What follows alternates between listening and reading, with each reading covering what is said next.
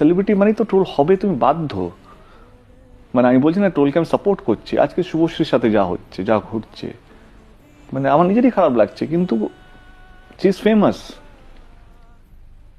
আজকে আমি আমি কি আজকেও ট্রোল হই আমি। তুমি যদি আমার কোনো ছবিতে পোস্ট করলে 10টার মধ্যে 3টে তো নেগেটিভ থাকবেই। তুমি কি ট্রোল ট্রোল হও না?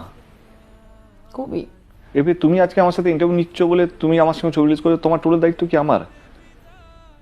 এবারে আমি দুঃখ প্রকাশ করছি কি troll should not happen, but with the time এটা বাড়বে। কিন্তু উইথ দ্য টাইম আজকে যদি 10% হয়, এটা 1000 গুণ বাড়বে। আমার পরের জেনারেশন, তাদেরকে এক্সট্রা ক্লাস নিতে হবে কিভাবে তুমি ট্রোল হ্যান্ডেল করবে।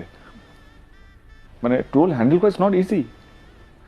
তোমাকে সাইকোলজিক্যাল মানে তোমার এটা মেন্টাল mental harassment। হ্যাঁ মেন্টাল হেলথে প্রবলেম করে দেবে।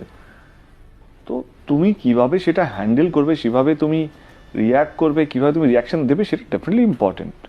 এবং আমার মনে হয় কি এটা আমি থামাতে বললেও এটা থামবে না। মানে আমি যদি বলি এটা হওয়া উচিত না, আমি এটাই বলছি কি একদম না। মানে আমার ফ্যান হতে গেলে তারা আমার ছবি দেখো এবং বাংলা ছবি দেখো। আমি তো সবাই ছবি দেখতে বলি, আমি তো নিজের সবাইকে প্রমোট করি।